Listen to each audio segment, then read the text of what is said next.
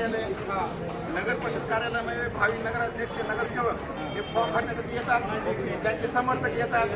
परंतु या ठिकाणी निवडणूक निर्णय अधिकारी आणि मुख्याधिकारी यांनी या लोकांचे पिण्याच्या पाणी सोय करायला पाहिजे. मात्र या ठिकाणचे आता ते फिल्टर आहे ते कित्येक दिवसापासून बंद आहे, ते बंद आहे. नियमानं जर पाहिलं तर मुख्याधिकारी आणि निवडणूक निर्णय अधिकारी यांनी या लोकांची पाण्याची व्यवस्था करायला पाहिजे ते करत नाही. त्याचा निषेध म्हणून आम्ही या ठिकाणचे लोक येणार आहेत. आणि जे भावी आहेत या ठिकाणी तुम्हाला एक जाणीव व्हावं किंवा तुम्ही जेव्हा निवडून येतात या ठिकाणी तेव्हा बीड शहराच्या लोकांना तुम्ही पाणी पाजसाल.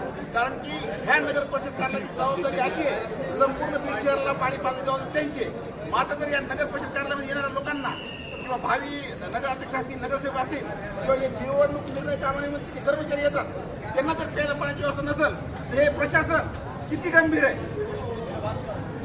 हा मुख्य मुद्दा जो आहे बीड शहराचा पाण्याचा हा अधोरेखित करण्यासाठी आम्ही या ठिकाणी तुम्हाला वाटप केलंच आहे. आता यातले बॉक्स घेऊन मुख्याधिकारी यांना बी देणार आहेत आणि जे निवडणूक निर्णय अधिकारी जे आहेत त्यांनाही आम्ही देणार आहे. बाबा तुम्ही काय व्यवस्था केली आणि तुम्ही जे आहेत चळवळीतले माणसं आहेत, प्रस्थापित नाही आहेत, आहे का याच्यापैकी तुम्ही प्रस्थापित नाही आहेत. आणि त्याप्रमाणे आपण म्हणतो हे आत्ता जे जमा झालेले आहेत ते काय पावसाळ्यामध्ये भूक्षेत्र जे म्हणतो आपण त्याला तसे सामाजिक कार्यकर्ते चळवळीतले नाही आहेत. निवडणुका आल्या ते लगेच झाले.